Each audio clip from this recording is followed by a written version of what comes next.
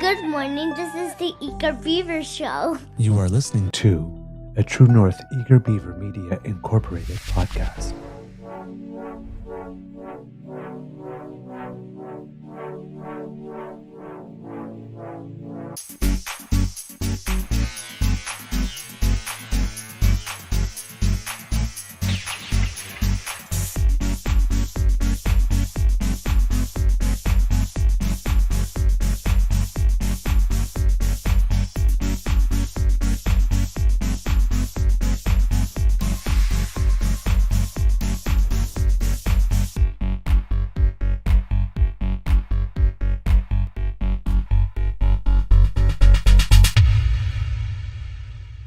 The True North Eager Beaver podcasts are proudly brought to you by our founding sponsors, the Misfit Mysteries from Corvid Moon Publishing, your source for science fiction, fantasy, and cozy mysteries featuring a broad diversity of characters, CanadianTarot.com, your uniquely Canadian online eclectic tarot community, and the Peppermaster, hot pepper sauces made from farm-fresh ingredients to thrill your taste buds and expand your mind.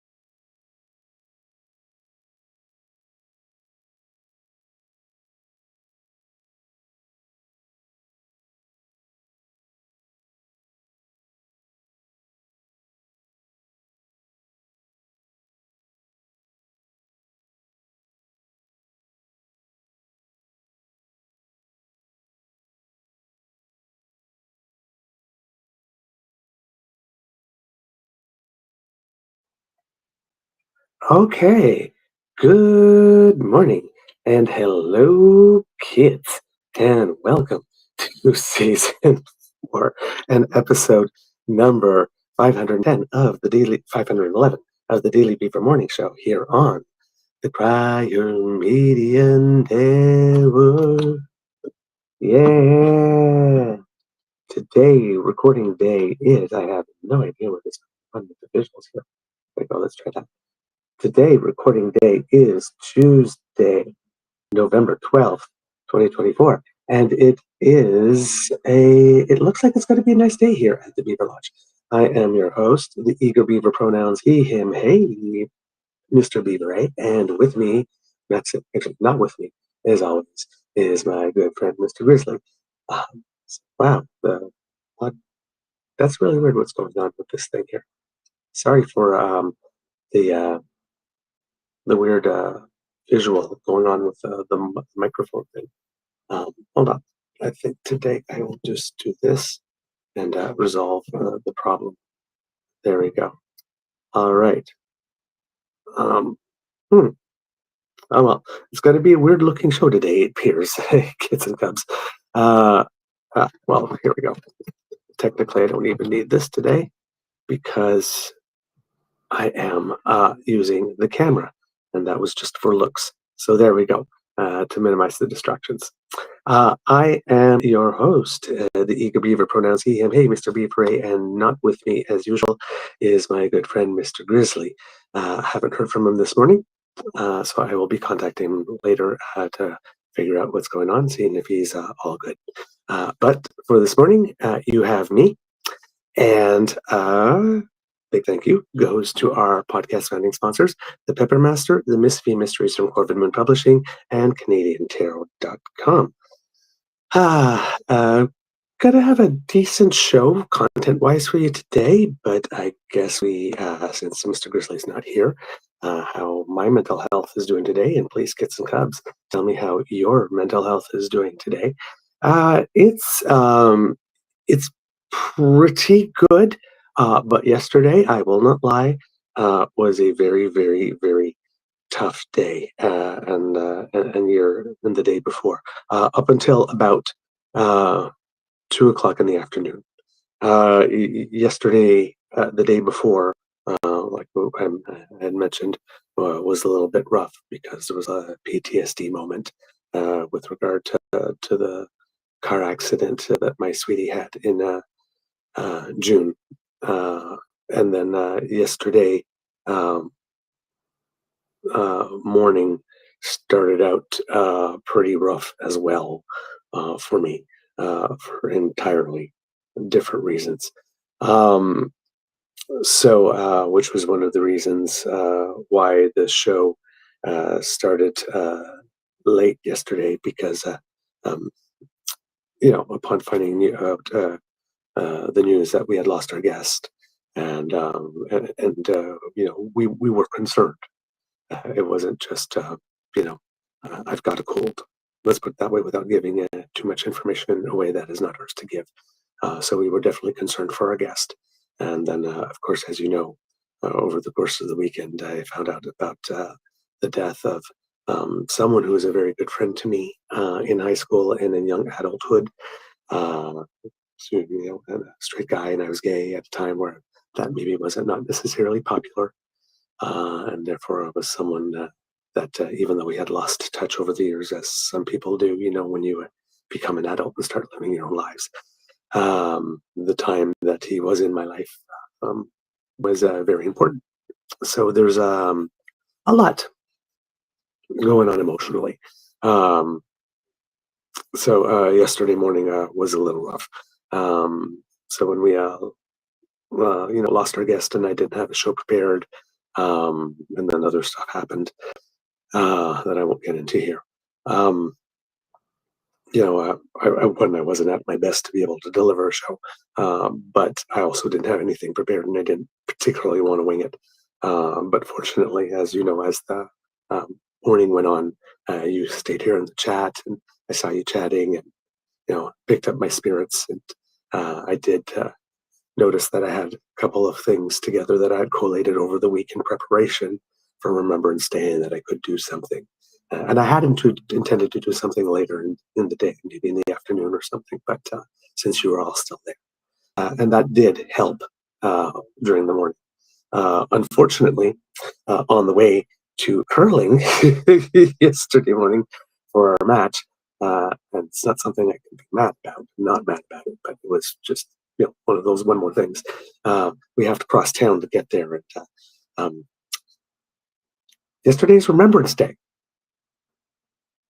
and the curling match was at 11:15. And Kingston's a military town, so it took a little while to get to get to the club yesterday. Uh, So, but everything went well there, and that's while we were there. That's when the day got better because my Beaver sweetie, out of the blue, surprised me and came to watch my match. He arrived in the third end, and as usual, he was my good luck charm. We won the match, uh, and from that point on, the day got better, a lot better, and it reminded me a bit. It's kind of interesting that it happened on our anniversary and on our 12th because it reminded me of the day we met. And the thought that came to my head is that sometimes the right person shows up at just the right time to do just the right thing, and everything is better.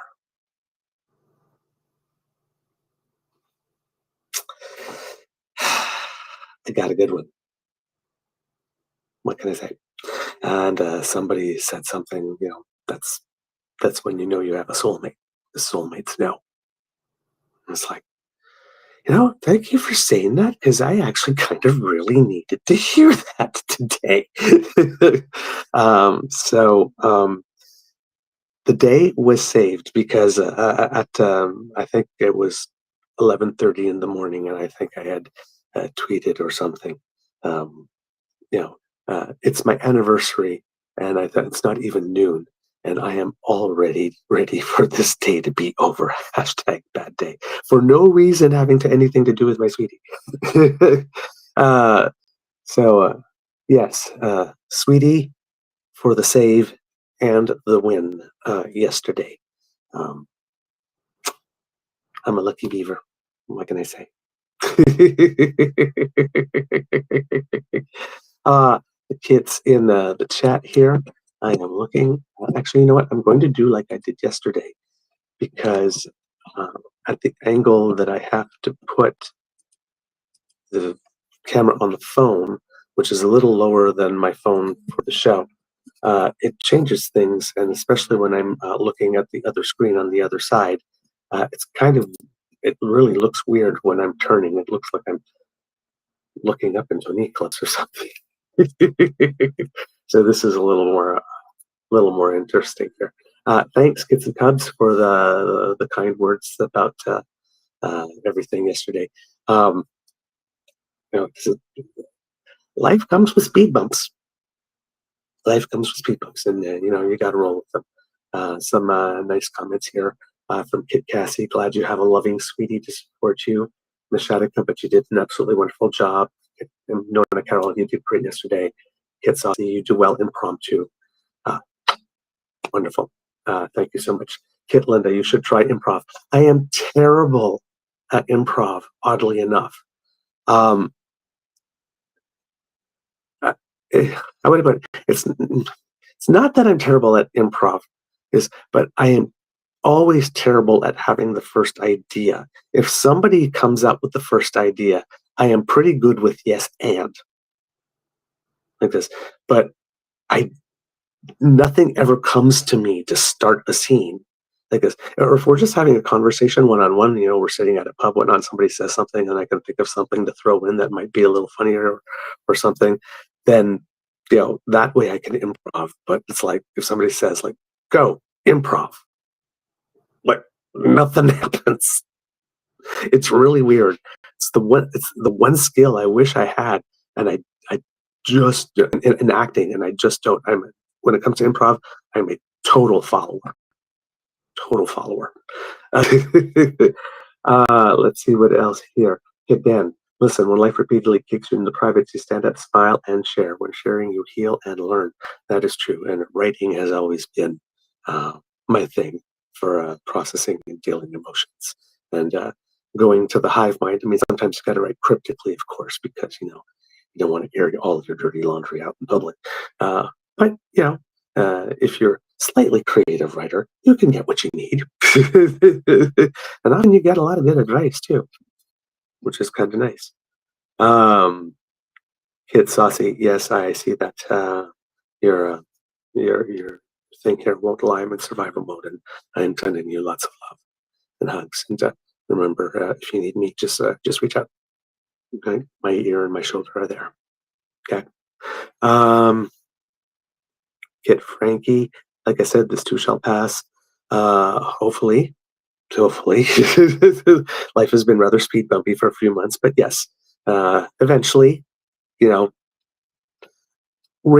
things that need to be ironed out iron themselves out, and eventually, like this. But right now, right now, it's bumpy. That's life. There are periods that are tougher than others. I had a very, very, very good swing for the whole 2 years previous to that, right? So I mean, it as the TV show song goes, you take the good, you take the bad, you take them both, and there you have it. So all right, let's see what else do we have here. Miss Edeka, I used to be that person. People always used to tell me that I made their day. I cared so much about others' feelings. The pandemic changed that a bit. Oh, please don't allow that. Like if you need some time to recharge the battery, that's one thing, but don't let it change those beautiful parts of you. The world's going to need a lot of that in the coming few years. So, yeah, it's like, you know, nurture your light guard and protect it. You don't dim it. All right, we need it. We need good, empathetic people. like this, but self-care and self-management. Yeah. I think we're some of us are going to be working overtime. Let's just put it that way. All right, Kits and Cubs. We have Kit Hugh here saying, if it makes you any better, Dad's feeling better and is home. Glad to report. Kit Hugh, have a good day, and I'm listening on the road. So that's some good news. Also, that I got yesterday from Kit Hugh that brought a lot of relief. Okay, in the news, Kits and Cubs. Yesterday was Remembrance Day, and as usual, all the usual ceremonies with all the usual pomp and circumstance took place at the National Cenotaph in Ottawa on Elgin Street, down by the National Arts Centre. All the events seem to have gone off without a hitch, as usual. You know,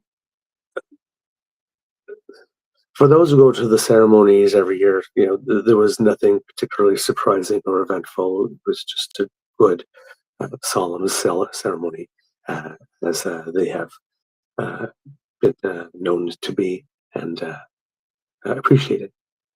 And so everything went well there. Governor General was there, Prime Minister was there, the Leader of the Opposition was not there. A lot of people tried to start some stuff online and were not fans of the Leader of the Opposition, but the Leader of the Opposition was at events in Manotick, which I'm pretty sure is in his electoral district. I believe Carleton, Manotick is in the Carleton electoral district. So he was doing his thing. It's not that he wasn't anywhere or evading. The Prime Minister and the Governor General do not speak at the event. The Prime Minister had his message online, and the Governor General did not deliver a video message, from what I can tell, because I was looking for it, but I did not see one that I couldn't tell. But there were on the Governor General Canada's Twitter feed. There were a lot of things there, and she did have a message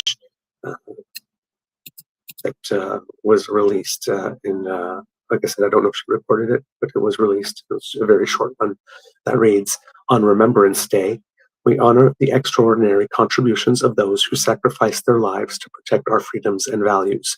We commend our veterans and members of the Canadian Armed Forces for their steadfast bravery and deep sense of duty, which have earned them the highest respect of our nation and allies worldwide. As Commander-in-Chief, I often meet with serving members of the Canadian Armed Forces and veterans from coast to coast to coast. I am impressed by their versatility and adaptability. They all share a deep commitment to our nation and unmatched professionalism and excellence. As we take a moment to reflect and remember, let us learn the lessons of the past and work towards a future of peace and understanding. To those who have fallen, Canada remembers." Mary Simon, of course, our Governor General. And she was there, of course, in her military regalia as Commander-in-Chief for the ceremony at the Cenotaph.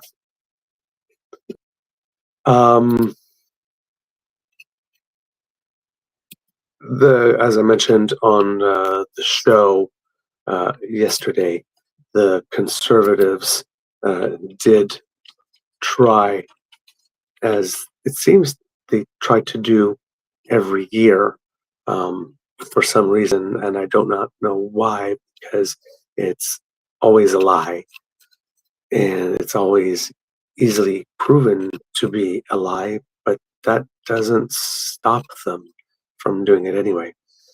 So on November 8th, the Conservative Party of Canada issued a press release, which Andrew Scheer shared, stating, Disgusting! Liberals banned chaplains from praying at Remembrance Day ceremonies. Imagine veterans who fought to defend religious freedom that their own government would ban prayer. That's exactly what Justin Trudeau is doing. Read the Conservative statement here. And then it was, the title is NDP Liberal Government Bans Military Chaplains from Reciting Prayers on Remembrance Day, November 8th, 2024, for immediate release, Ottawa, Ontario. Today, Canadians discovered that the NDP Liberal government are continuing to ban military chaplains from praying during Remembrance Day ceremonies across Canada. Notice the use of the word continuing when it's something that has never started. Fun with words. Conservatives love that. Last year, Trudeau's Minister of National Defence, Bill Blair, promised that, quote, chaplains are not and will not be banned from prayer on Remembrance Day. But Canadians know that the NDP Liberal government lied. And that is a lie, because if you watched our show last year, we talked about this. And then we showed you clips of the ceremony where Brigadier General Guy Belil, who is the chaplain of the armed forces, led a prayer. And then there were other prayers.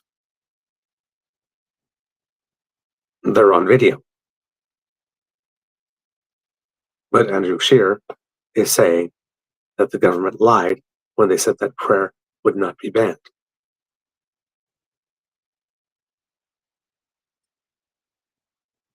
You gotta wonder about a party that wants us to hate each other this much.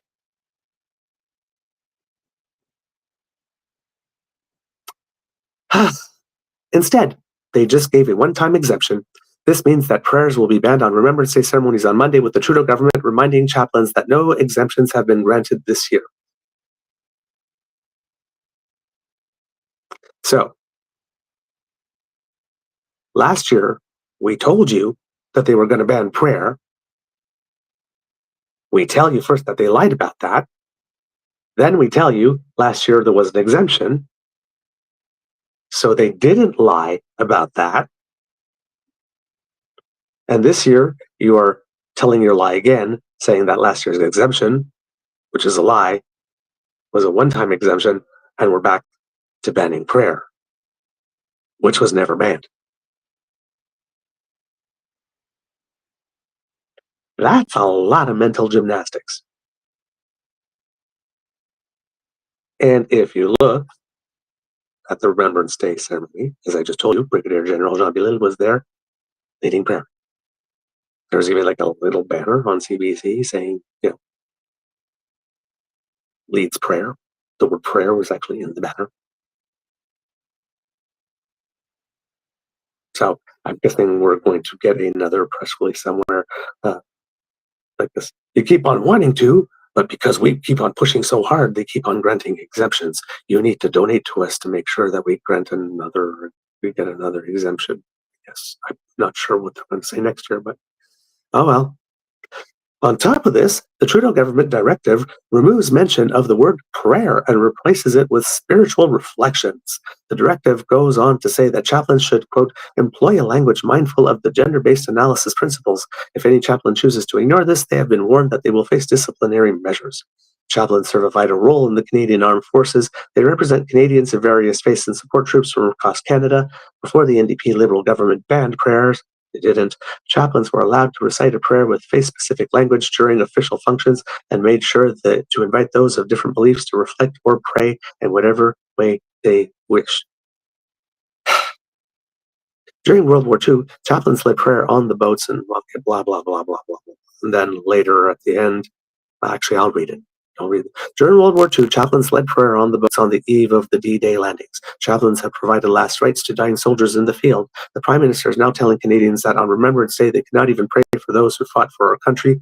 All Canadians should be alarmed by this latest NDP Liberal government intrusion. In that paragraph, the implication is that this government might someday try to make it so that if your son or daughter die on the field, that and they would like last rites, well, they will not get them because Trudeau said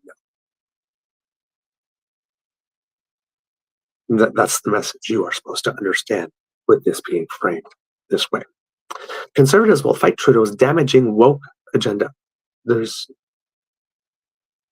is particularly stupid when you're talking about Remembrance Day, right? Because you would assume that those who decided to fight the Nazis were woke as fuck, right? Stand up for armed forces and bring home common sense. Ottawa, good puppy. You put in all the taglines. Pierre will make sure you get your kibbles and bits. Way to go, Blandy. So yeah, that's what they tried to push. There were prayers, clearly, at the ceremony, and I even believe, if I'm not mistaken, a man I like to refer to as a cool Rev, Reverend Daniel, who you should really follow him. His tagline on his Twitter feed is "Jesus, justice, and a size of jazz hands." So, but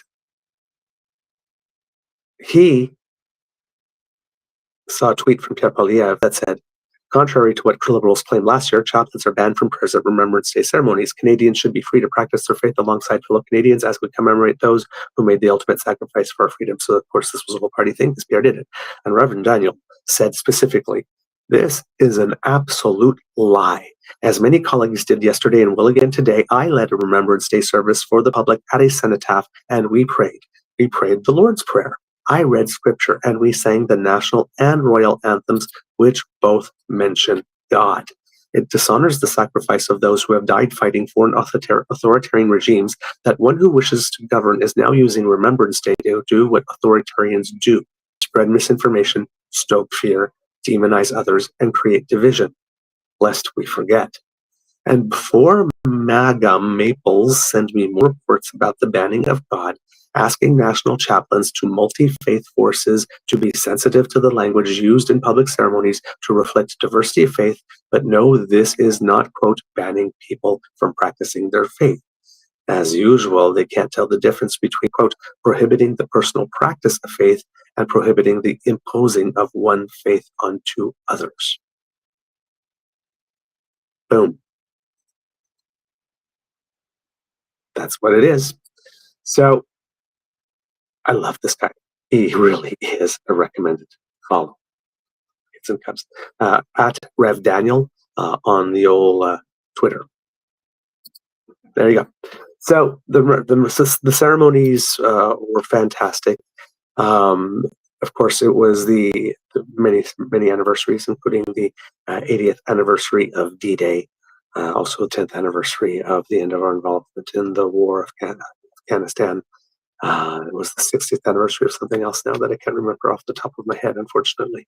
But as it was the 80th anniversary of D-Day, it's a reminder that 14,000 Canadians landed on Juno Beach. 340 were killed and 574 were wounded. And Canada was the nation that suffered the most casualties of any division in the British Army Group on that day. The latest estimates by Veterans Canada says that there are around 7,300 World War II and Korean veterans still alive. The last surviving Canadian veteran of World War I was John Babcock. He died in 2010 at the age of 109. Canada sent 1.1 million soldiers into World War II, which means at the time that 1 out of every 10 Canadians at the time, or 1 out of every 3 adult men, had been sent. And currently there are 4,400 Canadians deployed around the world on current operations, the biggest being Operation Reassurance, which has 1,900 of them. So, there you go, kids and cubs. That's about the wrap up. Of course, once I am able to set up the other computer and stuff, which I did not do yesterday because I focused on my anniversary. But once I'm able to figure all of that out, this would be a little better because I'd be able to have clips for you to show. But unfortunately, as I'm MacGyvering it today, I don't have those. I guess the other thing I should probably read into the record officially is what the Prime Minister did have to say with regard to the events to mark the day. Now, of course, as I mentioned, he doesn't speak at the actual ceremony, but he did record a video. Just gonna move this. Whoops, that slipped. Hold on, bits and tabs. I just need to go like this so that I can see both. There we go. Okay, and here it goes.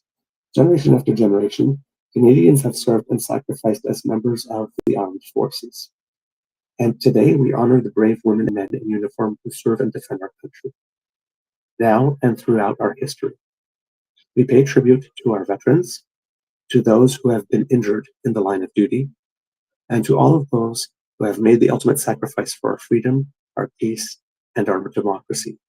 We owe so much to those who bravely serve, to our veterans, to the fallen, and to the families who love and support them. They are parents, siblings, and friends, and every day, generation after generation, they have stepped up and put their lives at risk to make our country more prosperous, secure, and free. And the past year and a half has been no different. In the middle of the COVID-19 pandemic, members of the Canadian Armed Forces once again answered to the call of duty, risking their safety for the good of others. Time and time again, they show us the meaning of service and sacrifice. And we know there is more to do to support them too, like ensuring the leadership and the culture of our Canadian Armed Forces are worthy of the extraordinary women and men who choose to serve. So this November, like everyone before, we will show our gratitude and respect for their courage by holding them close to our hearts in the form of a poppy. And on the 11th hour, we will honor the depths of their sacrifice with a moment of silence.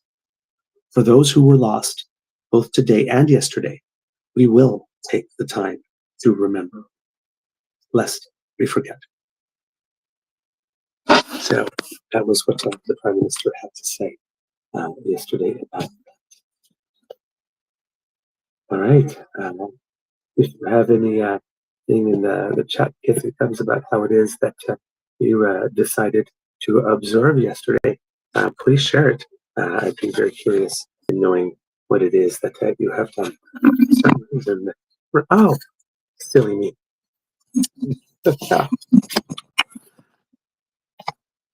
I'd forgotten that I put it on a list.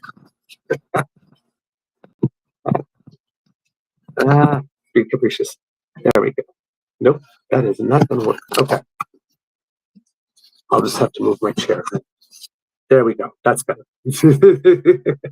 All right. Sorry, kids. This is I appreciate your indulgence here. All right. Let's see what else do we have here in the chat here. We have Cassie saying, "Oops, I'm doing it the wrong way here. I said I was going to do it looking at this camera. So there we go. So that way I can be looking a little more at you there. Okay. Let's see what do we have here. Saucy's, whoops. No, that's about the Nova Scotia election, not there we go. Pet Saucy, I will call religious symbols things, boomer doomers, thingamajigs, etc., from now on. I'm sure that will go over well. Maybe not.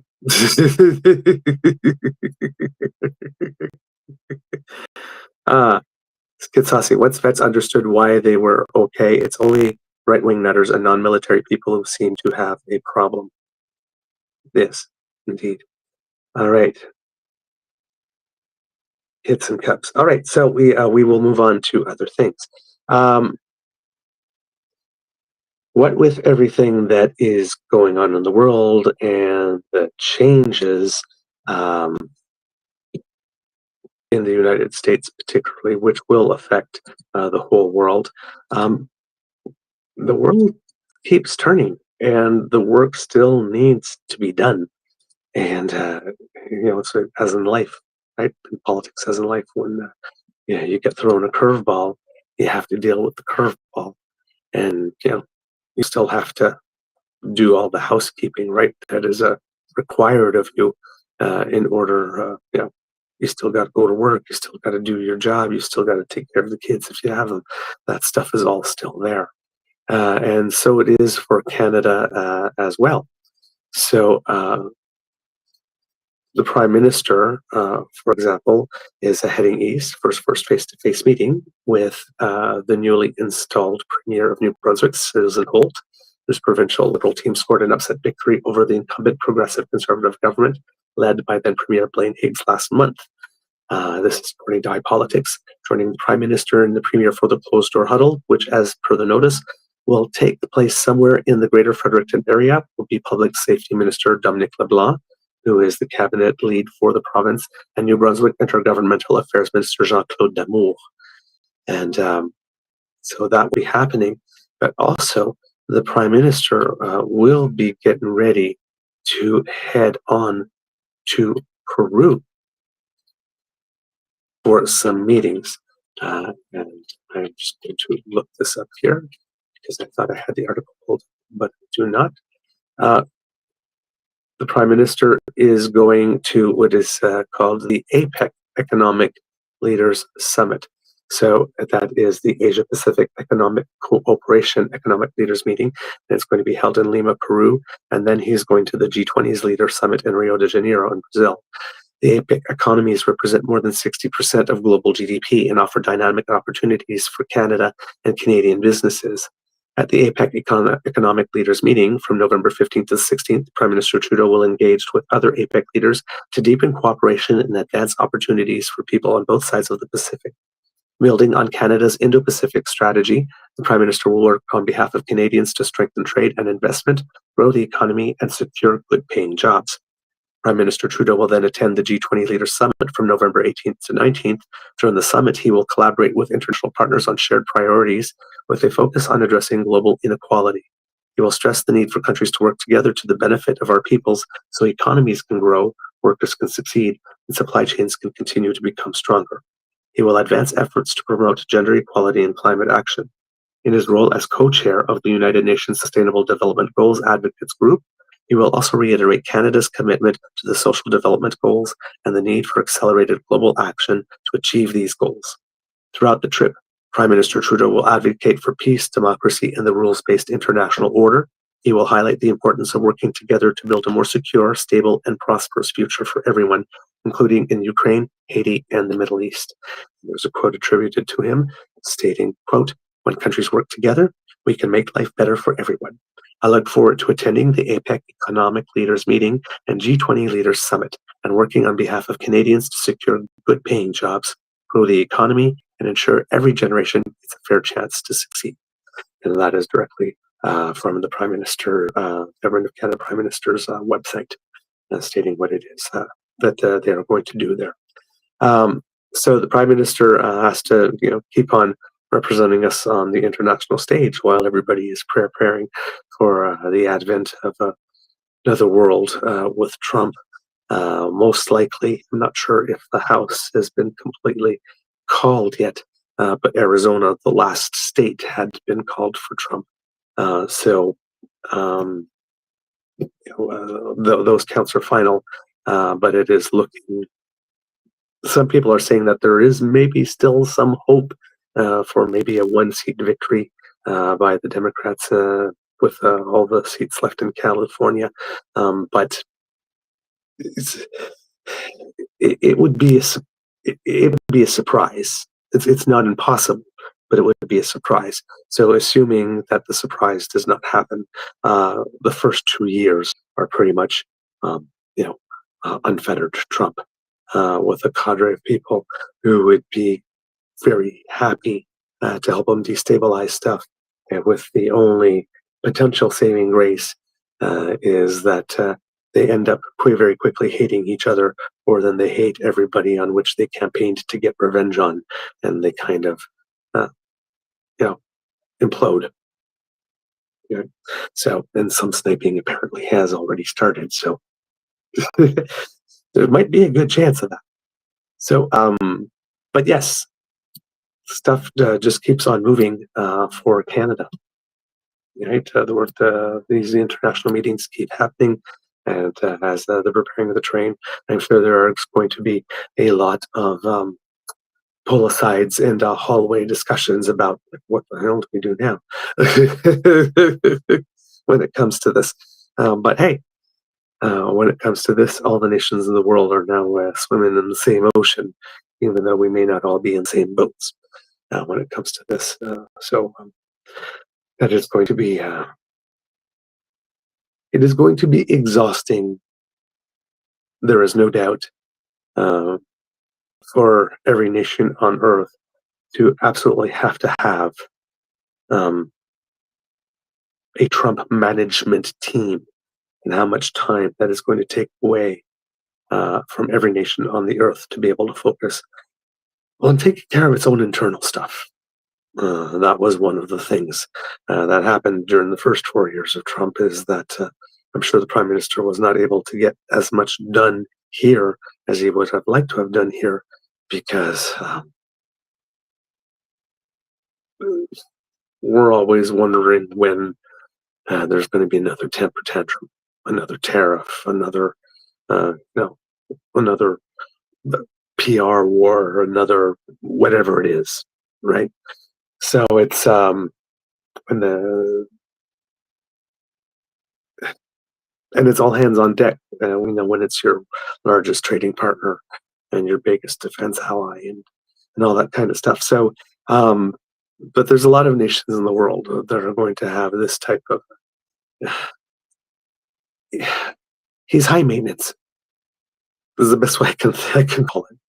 It's like if you're thinking about a relationship, a romantic one. He's he's just super high maintenance, and it's exhausting. So, but that's going to be reality at all of these meetings, um, unfortunately, for the next little while. And as I said, the world just keeps on turning. Like this, you still have to deal with the problems. It's just that it's going to be a whole lot more harder. There's going to be a lot more speed bumps. There's going to be people actively trying to shove sticks in your spokes as you're trying to gain speed, and more so than usual, right? But hey, uh, you adapt, you do the best you can, and hopefully, world is able to get through this bit with as little pain as possible. But who knows? Uh, there's a lot of angry people, and angry people make interesting decisions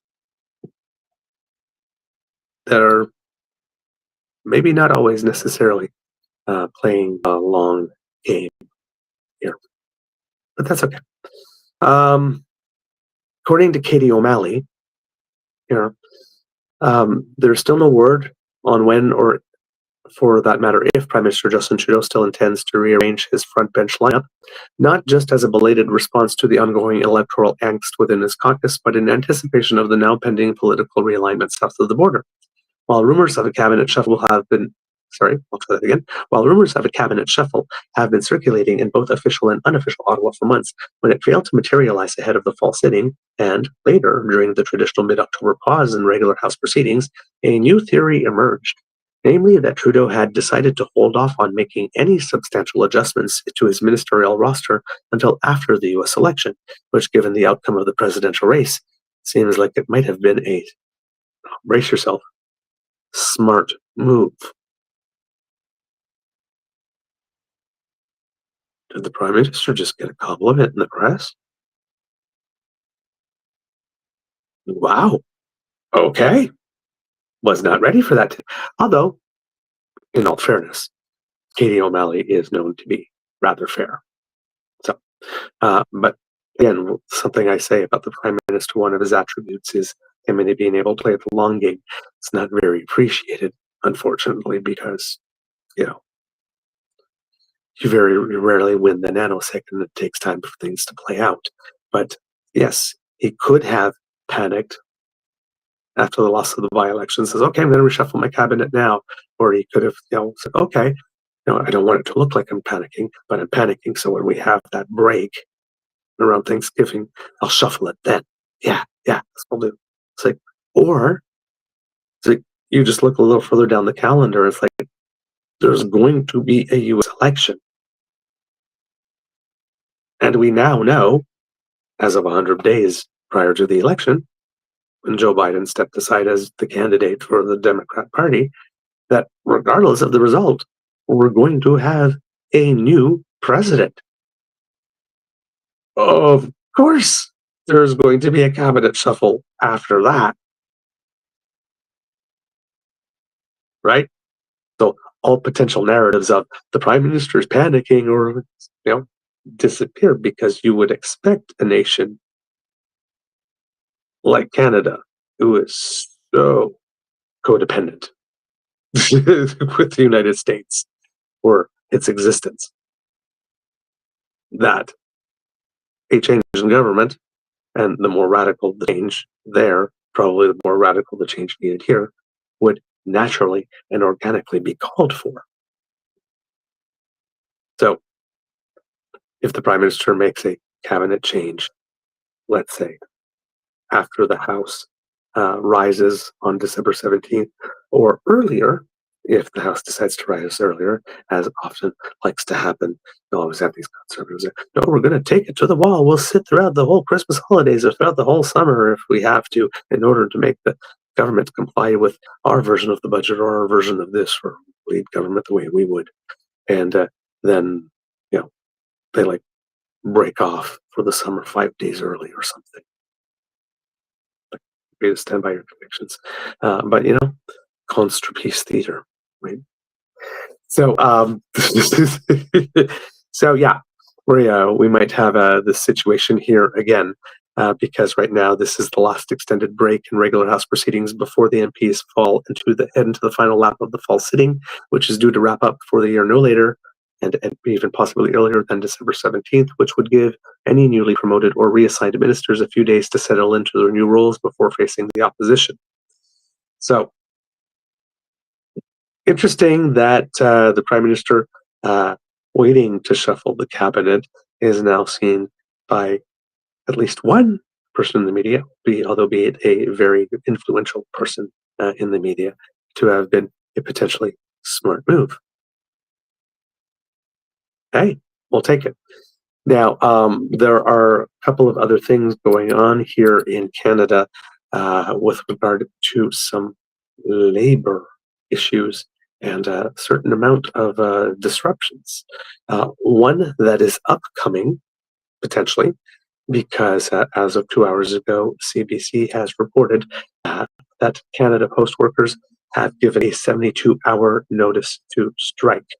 Quote, the union representing Canada, not quote, but as the article says here from CBC, the union representing Canada Post workers said it will begin in a legal strike position on Friday, exactly 1 year after talks on a new contract began. The Canadian Union of Postal Workers, CUPW, said in a statement early Tuesday its executive board was giving the required 72 hours notice for both its rural and urban mail carrier bargaining unions.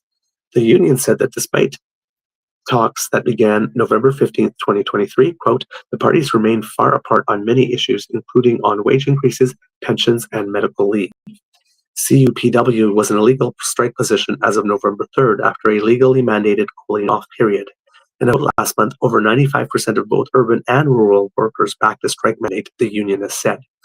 But in the statement early Tuesday from CUPW President Jan Simpson, the union said it hasn't decided if a job action will take place immediately, saying, quote, it will depend on Canada Post's actions at the bargaining table in the days to come. Canada Post has said in recent strike-related statements that it is at a, quote, critical juncture and that, quote, deteriorating financial situation could require the company to revisit its proposals. It warned that continued labor strife will adversely affect the company and have consequences for customers over the upcoming busy holiday periods, especially in rural communities. Crown Corporation recently proposed annual wage increases amounting to 11.5% over 4 years, and has said it wants to negotiate, quote, a more flexible and affordable delivery model that would include parcel delivery service 7 days a week. Canada Post said in recent news release that it lost $490 million in the first half of 2024. Losses before tax for 2023 were $748 million due to competition from a post-pandemic surge in parcel delivery services, lower volumes of transaction mail, and higher delivery costs. So that might be going on. And then in other news, we have some port strikes, job actions at port strikes happening. So, or I think it was over the weekend or something, or maybe a week ago, that there was a looming lockout that looked like was going to come, and there would have been a lockout of 700 unionized foremen at the BC ports because the BC Maritime Employers Association said after receiving a 72-hour strike notice that it would have no choice but to lock out the port workers given the strike threat. The strike threat was estimated at the time that would cause a situation where $800 million worth of goods would be stuck every day, that the dispute would drag on.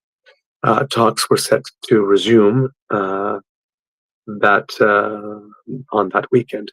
The union representative said that they had been ordered back to the bargaining table for talks with the BC Maritime Employers Association, and that they would be joined by federal mediators when they'd meet on the afternoon. So this was over this past weekend. Federal Labor Minister Steve McKinnon had earlier criticized the lack of progress in the talks, saying that there had been a concerning lack of urgency. Unfortunately, the meetings were short-lived because the union and the employer met separately with the mediator, and then the International Longshoremen and Warehouse Union said that the BC Maritime Employer Association ended the talks in less than an hour. The parties involved report that no progress was made. Yes, not if the talks ended in less than an hour, and no future talks had been scheduled at that time.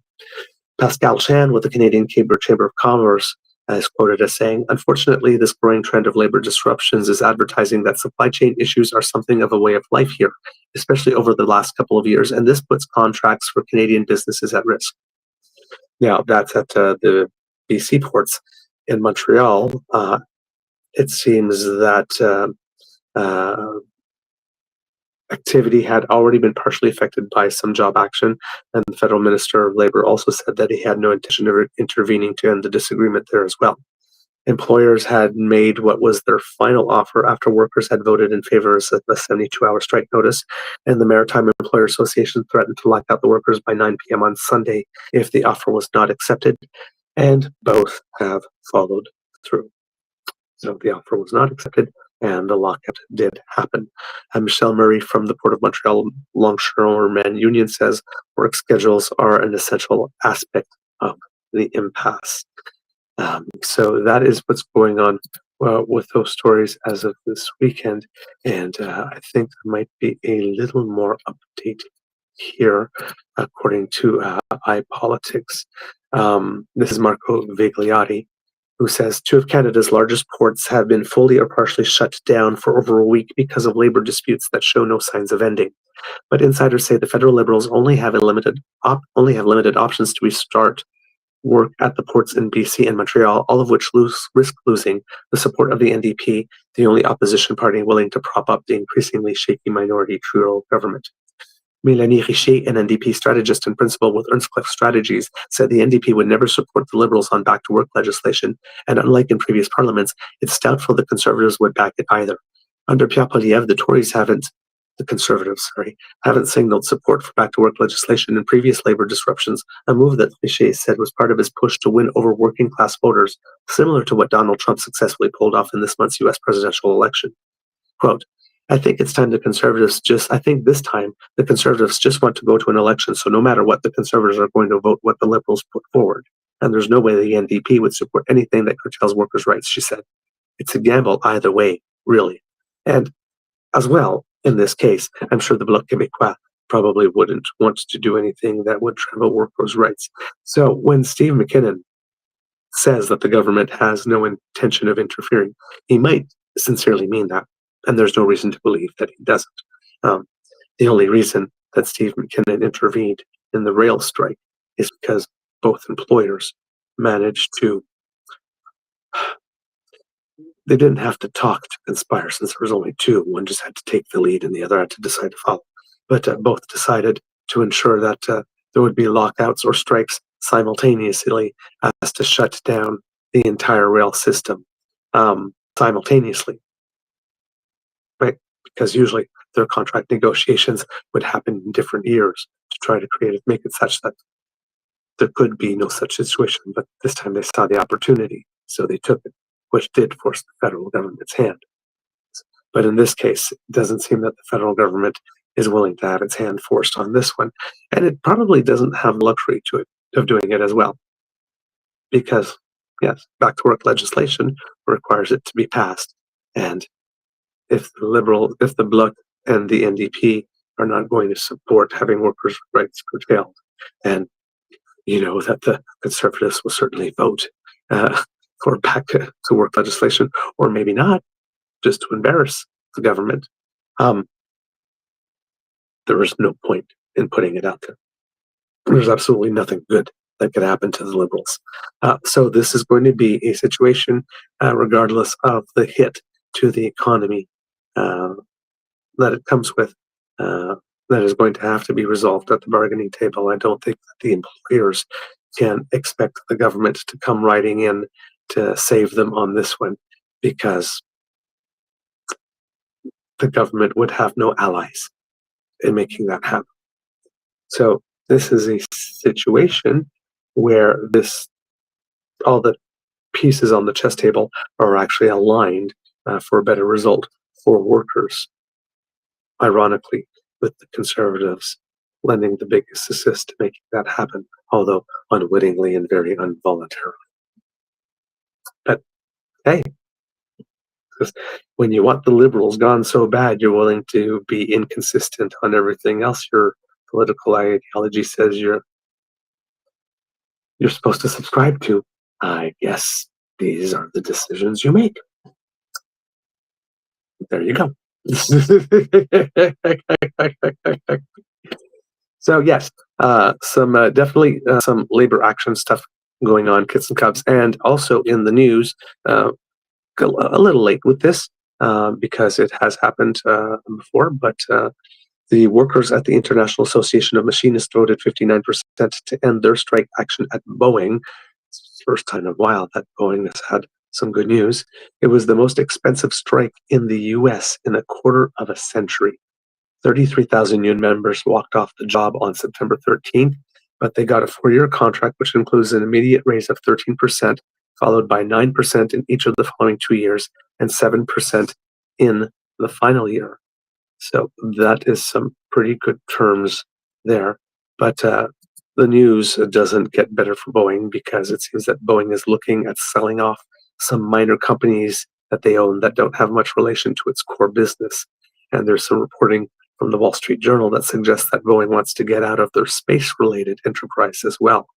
And as you know, Boeing is having a little issue with the mission, where there are two people that are pretty much, I won't say lost in space. They're not lost, but they're sort of stranded in space until they can find a way to get them back, because they had a mission that didn't go well. Boeing also happens to be America's largest exporter. So there's that. So yeah, when things go wrong with Boeing, it has a rather sizable impact on the U.S. economy, and that company has been having a lot of trouble for a long time. And I am surprised that there hasn't actually been some overt action by the board to try and boot a few people. Maybe that's coming. Who knows? Let's see, what else do we have here? And then there's another thing here with regard to labor issues that I'm going to look up because I don't really know much about it, but I did make note of it.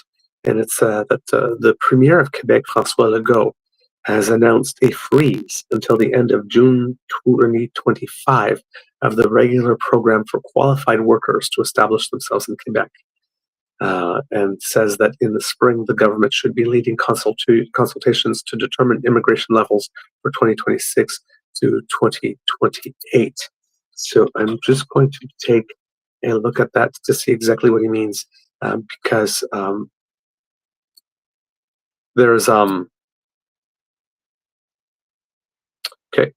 So this I'm seeing stuff from a while ago here, like in August. So this may have been his plans, his announcement to do it, and he might have done it, which is what happened on the weekend.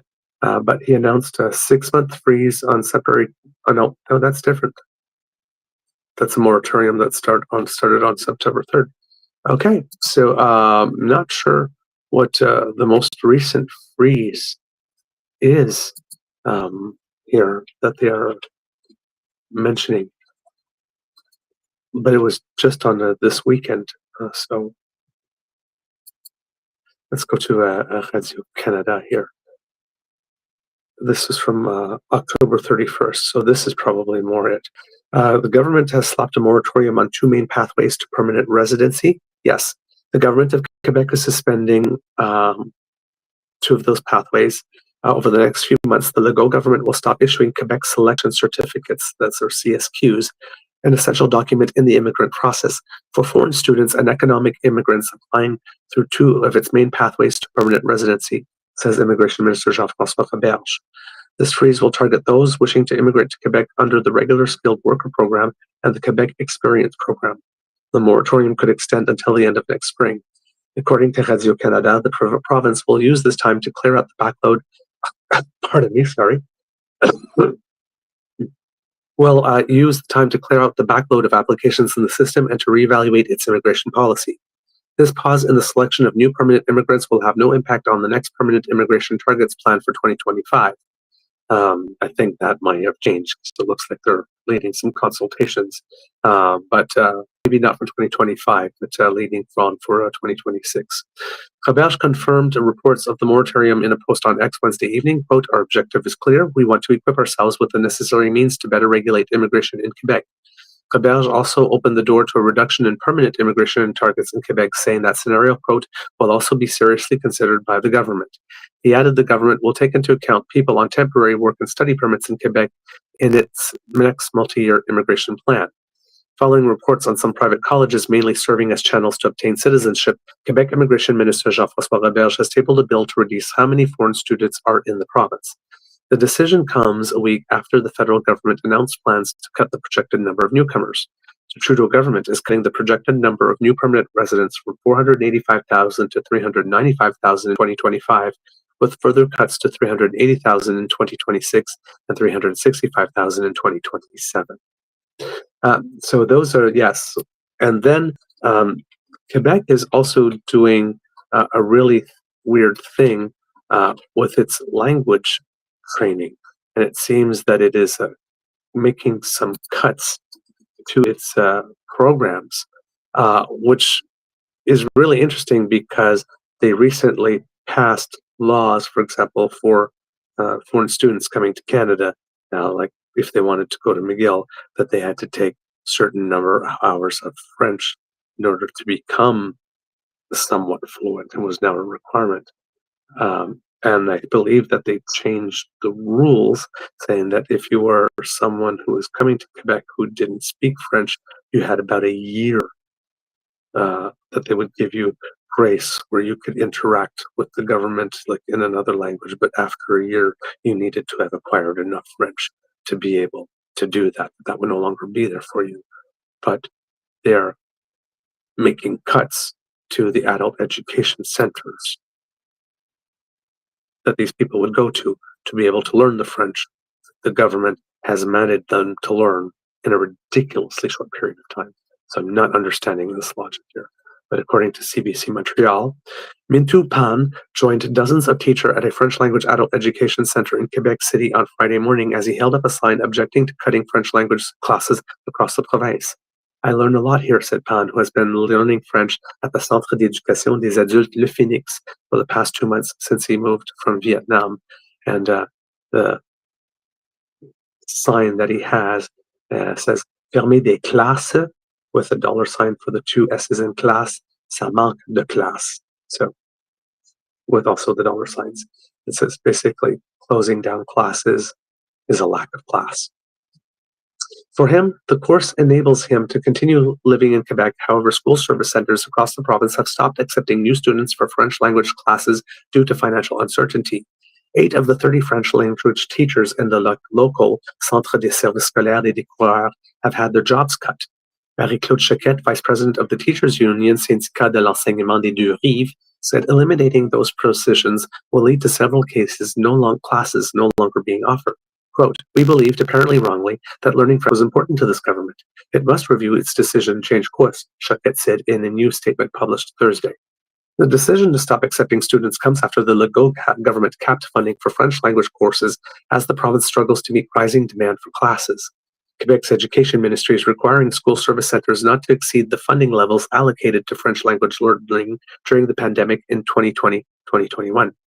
During a scrum at the Assemblée nationale on Thursday, Education Minister Bernard Drinville cited the increase in immigration as the reason for capping funding for French classes. Quote, there's a limit to what we can pay, and there's a limit also to what the taxpayer can pay, Drinville said. Quote, the number of people has exploded because of Prime Minister Justin Trudeau's immigration policy. This is on him. In Montreal, the Centre des services scolaires Marguerite Bourgeois confirmed on Thursday it would cease enrolling new students for French language classes at the start of the next session, putting an end to 12 teachers' contracts. Quote, currently, we do not know what solutions the Education Ministry or Ministry of Immigration are considering to compensate for the shortfall, a statement said from the school board. Consequently, we have decided to stop registering new students at the start of the new session. Facing job loss, 40 French language teachers at the Outremont Adult Education Center in Montreal, which is under the CSSMB, don't remember what that is. The Centre des services scolaires, so the Marguerite Bourgeois board that I mentioned earlier. Okay. So they wrote to the Immigration and French Language Minister Jean-François Roberge last week, bemoaning, quote, the dysfunction of the government's current French language learning system. In the letter signed by more than 200 Quebec French language educators, they criticized the government's decision to redirect funding for adult education centers to the Immigration Ministry's French language training classes and expressed concern over the fact that the government's online portal to register for the classes is only available in French. Quote, we often have to deal with 15 mother tongues, 3 or 4 alphabets, migration, traumas, disabilities, completely different education levels, and complicated paths, the letter said.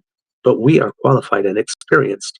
Since January, there have been over 35,000 people waiting to sign up for French classes in the province.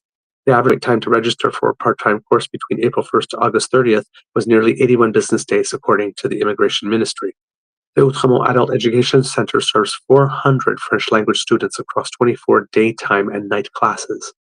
Unlike online courses, adult education centers provide a community to students who go on cultural field trips throughout the year with their classmates, from visits to libraries to eating at a sugar shack, the teachers noted. They added that they're very concerned about the prospect of the Immigration Ministry managing, quote, the entire francisation process. In Trois-Rivières, at the Centre des services scolaires du Chemin du Roi, Syndicat de l'enseignement des Vieilles Forges, President Stéphane Bélan said that the number of full-time French language students at the organization dropped from 265 to 87 full-time students this year, and there are plans to cut the most advanced French classes. Out of 12 teachers, 3 have been dismissed, and the others risk losing several hours of work, Bélan said. At Friday's protest in Quebec City, Catherine Saint-Louis, a teacher for 7 years, said she knows colleagues across Quebec losing their jobs. Quote, "We're worried for the future because we don't know if we're going to be able to continue teaching for the whole school year. We're worried for our students," said Saint-Louis. She says taking away the opportunity to learn French impedes immigrants' ability to be part of their community. Quote, "The government keeps saying that French is important. We need to protect it," said Saint-Louis. Quote, "But then some of our colleagues are losing their jobs and people are waiting for like weeks and weeks, even months to be able to start French classes." Afika Youssouf, a postdoctoral researcher at McGill University and French language student at Outremont Adult Education Center, said taking part-time language classes has been instrumental to her integrating into Quebec society after moving to the province from Malaysia 14 years ago. She recently published opinion pieces in Montreal French language newspapers Le Devoir and La Presse, advocating for funding language classes in adult education centers. Quote, "I want to see others have the same opportunity to integrate fully with their neighbors and contribute to the cultural and social fabric of Quebec," she said, noting that the government's decision to remove financial incentives for students enrolled in part-time language classes presents a barrier for newcomers. Quote, "I hope the government's actions can align with what they espouse to prioritize, which is to protect the French language," she said. So yeah, kids and cubs, it's a decision that I don't particularly understand as well. Oh, it's too bad. But I mean, I understand that Quebec has more pressures than any other province. They have received uh, the greatest amount, and there is something to be said for the government showing up with some money to help with that. Um, is the Reville is correct in that it is the immigration policy and the decisions that we made with regard to that that have created, with Roxham Road and how long it took us to secure the safe third country agreement stuff with the United States and all that kind of thing. But and therefore, legitimate. It's not 100% federal government's fault, but legitimately, there is um, a case for the federal government. The federal government does bear some responsibility and should be showing up with some cash to help the province cover those additional educational costs. Now, of course, you have to have the teachers to meet the demand as well, because it's not always about the money. But um, since they're firing teachers, I'm thinking it's maybe not lack of teachers that's the issue in this case. Um, but yes, as for the other things too, in terms of housing and extra sheltering and all that kind of stuff, there is a role for the federal government to play here. The provinces normally on this show, we do really have our premiers are the problem, and often they are. But in this particular case in Quebec, and when Mayor Olivia Chow was making the same case in Toronto, um, you know, the federal government is the lead on the immigration policy when it comes to this, and therefore, if the federal government does do things that force the provinces to incur extra costs, the federal government should be showing up with some money. So they do have a legitimate case on this particular thing. All right, let's see what else I might have for you today, kids and cubs. I see that the chat is very, very, very active, and that is definitely making me happy, kids and cubs. Thank you so much for interacting in such a lively manner and being so delightful with each other. I always love after the show going back and then reading all the chat. So thank you for such a lively conversation. You guys really, it makes me happy. Even if you're not talking about what it is I'm mentioning here, right? Like this, you just keep the conversation going. Because I know sometimes it veers in and out. Sometimes the conversation is about what I mentioned, and sometimes you guys get going on a topic all of your own. And all of that is good. It makes me quite happy to see you all so engaged. Let's see what else I have here. Yes, I did mention this yesterday a little bit. The Novus getting to the election in Nova Scotia. And I saw that there was a comment earlier um, in the chat about what was going on. And unfortunately, it's gone too far away, so I don't know what it is. But I believe it was Kit Saucy that was giving us a development, and I can't go back and find it to read it into the show. But if you remember what it is that you had said, Saucy, I might be able to add it soon here. But according to CBC's Luke Ettinger, a candidate for the Nova Scotia NDP has apologized and is no longer running for the party in the provincial election after her comments on Israel and the Holocaust drew concern from Jewish organizations. On Friday, the Atlantic Jewish Council and the Center for Israel and Jewish Affairs released a joint statement about social media posts they say were made by Tammy Jakeman, who was on the ballot for NDP in Eastern Passage. The organizations described the comments on Israel and the Holocaust as hurtful, inflammatory, and, quote, deeply troubling. Any candidate that would hold those views, doesn't matter the party or an independent, we would be concerned, Mark David, president of the Atlantic Jewish Council, said in an interview on Sunday. David said two posts to X by Jakeman in 2023, which were flagged by the Center for Israel and Jewish Affairs, quote, accused General of Israel of genocide, demeaned Holocaust remembrance efforts, and described Israel as, quote, happiest when terrorizing Palestinians. The statement asked NDP leader Claudia Chender why Jakeman was allowed to run under the party banner. It also asks the party to separate itself from the remarks. CBC has not been able to independently verify the content of the post. Jakeman's X account appears to have been deleted, and that was on November 9th. I'm not sure if they have been able to verify the content since. The party told CBC on Saturday that Jakeman had handed in a resignation. A statement from the party said Jakeman shares the party's, quote, belief that the focus of our campaign must remain on delivering solutions to the issues facing Nova Scotians. Quote, New Democrats are committed to ensuring the safety and dignity of all members of the Jewish community and Nova Scotians of all faiths. We recognize that everyone running for office has a responsibility to ensure that their comments do not cause undue harm, said the statement.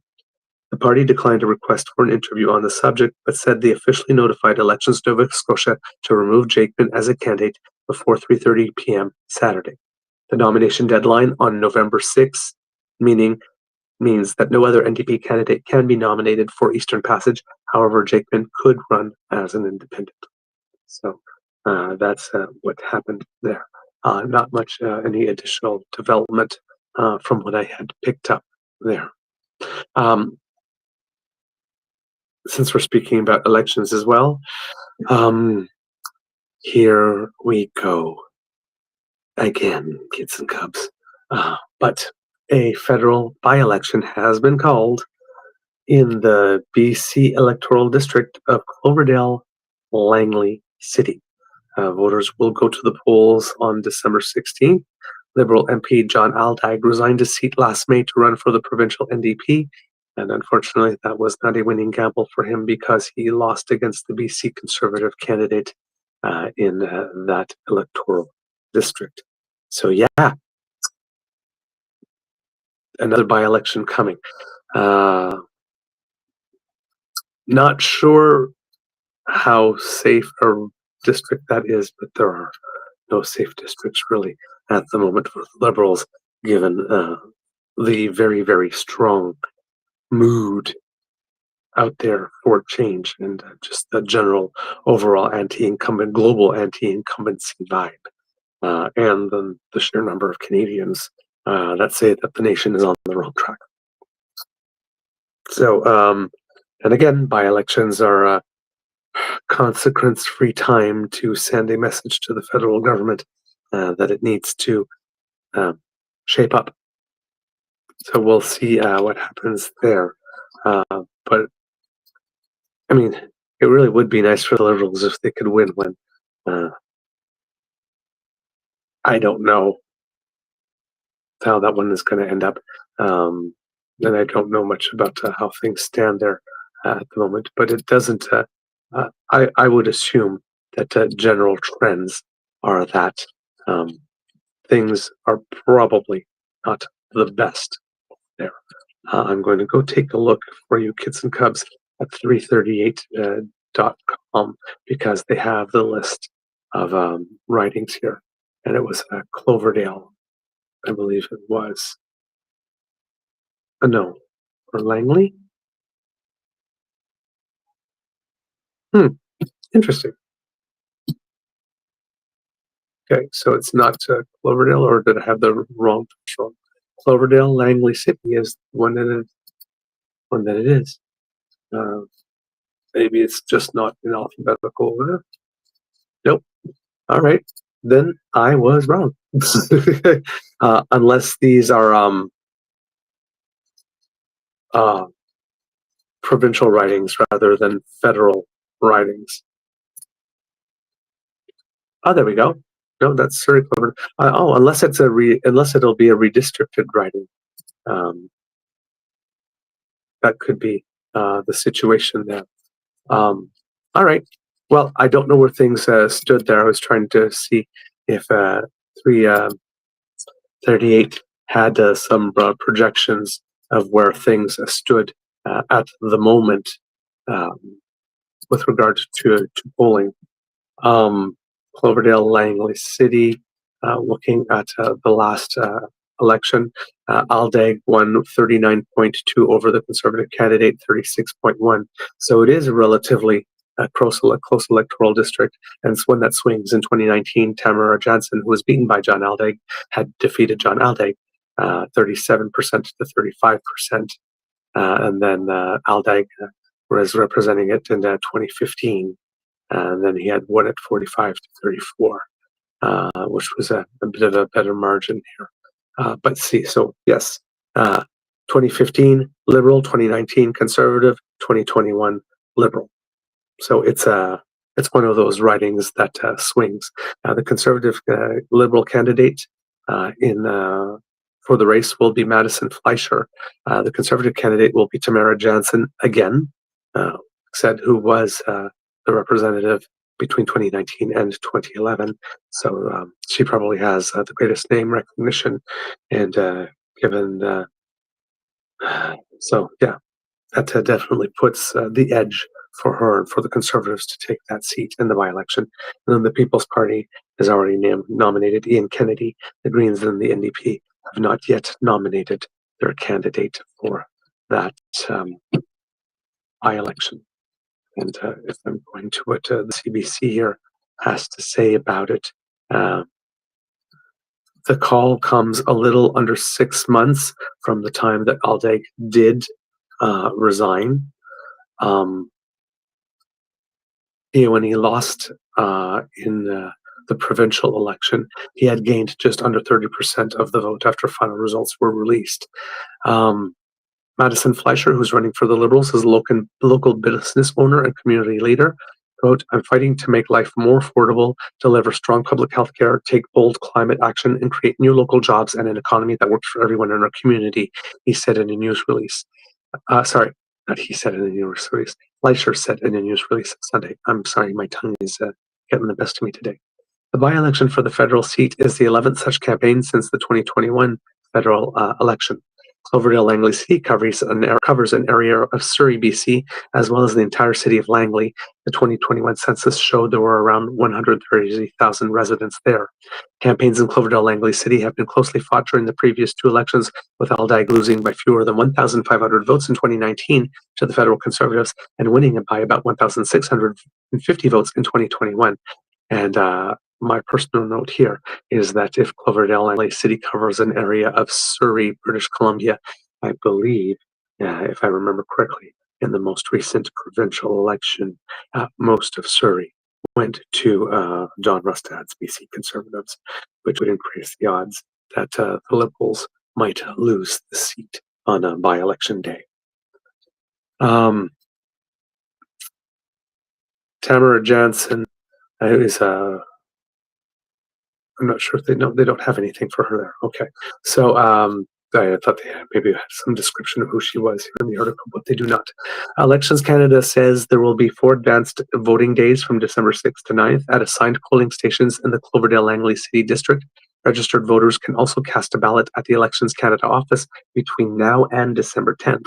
To vote by mail, voters have to apply by 6 p.m. Pacific time on December 10th and return their ballot by mail or in person at the Elections Canada office before polls close on December 16th. So if you have a mail-in ballot, make sure that you mail it in a few days before December 16th to give it time to get there. All right. So yes, big by-election coming up. Um, doesn't look too promising, unfortunately, for the Liberals there. All right, what else do I have for you, kids and cubs? Yes, there was a national commemorative service over the course of the weekend to pay respects to former lawyer, judge, and Senator Murray Sinclair. Greater than 2,000 people attended. He is the first Indigenous person to be recognized with a national commemorative service. Uh, he is, of course, best known for chairing the Truth and Reconciliation Commission into residential schools, which laid out 94 calls to action, on which we haven't been doing all that great, to be totally honest. When he was born, Indigenous people were not even allowed to vote unless they gave up their Indigenous status. His son, Van St. Clair, said at the ceremony that his father was often the lone voice of dignity against the wall of callousness.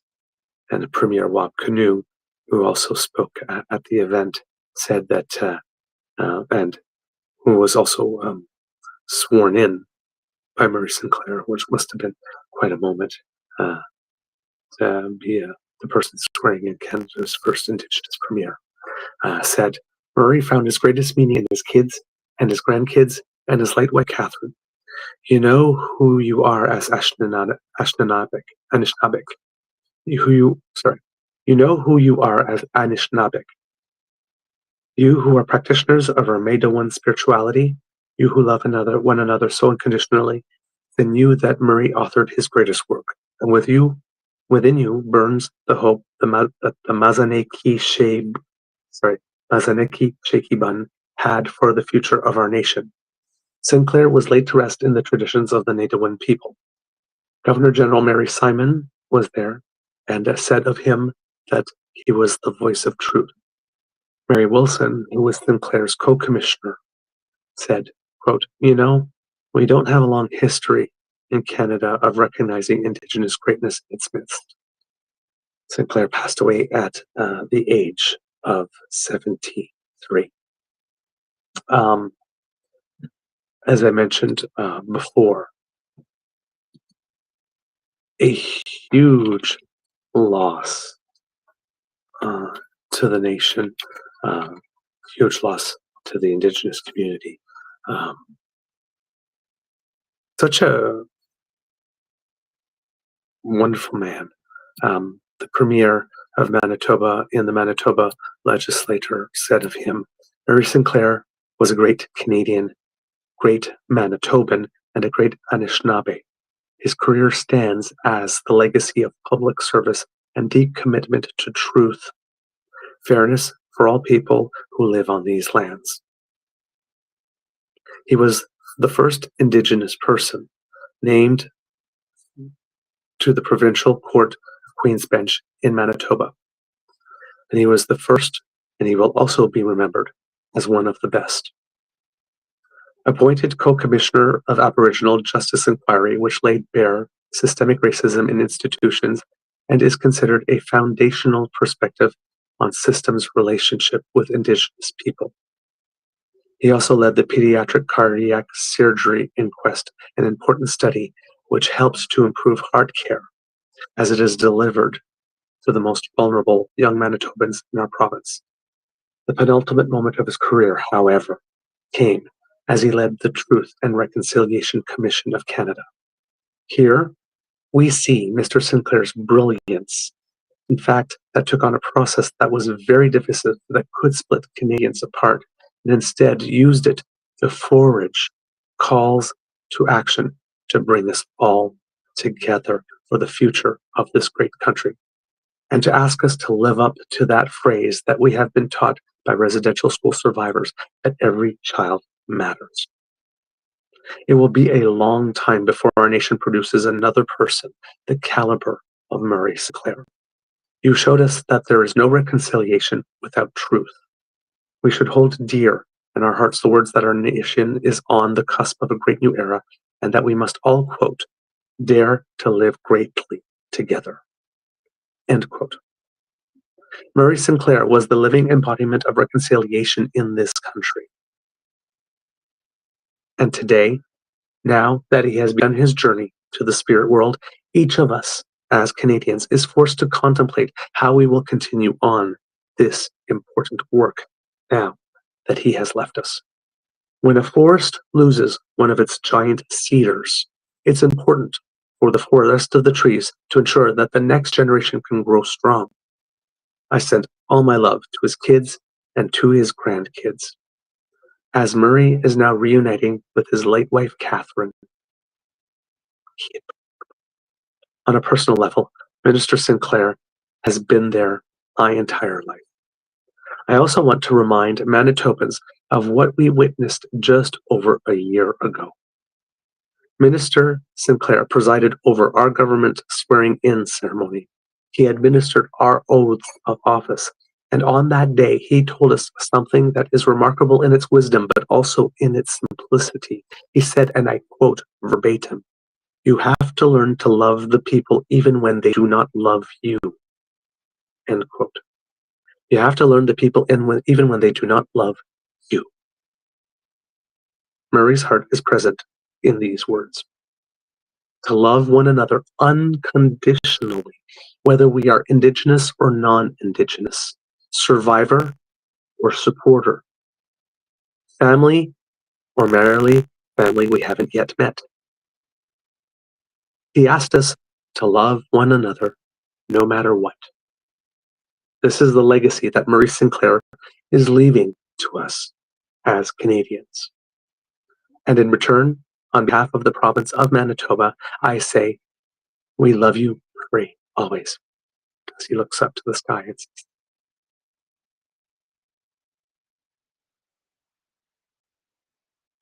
we need more wob canoes, man. We need more wob canoes, and we definitely need more Murray Sinclairs.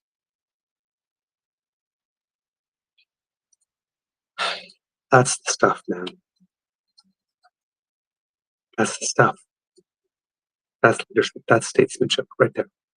And again, I cannot say how happy I am, as Mary Wilson says here, that we are adding to our history. Very, very, very short history, and not rich enough history. But hopefully that change of recognizing Indigenous greatness in our midst, among us.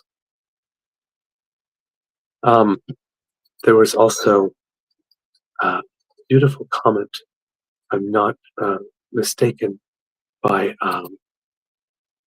Natan Obed,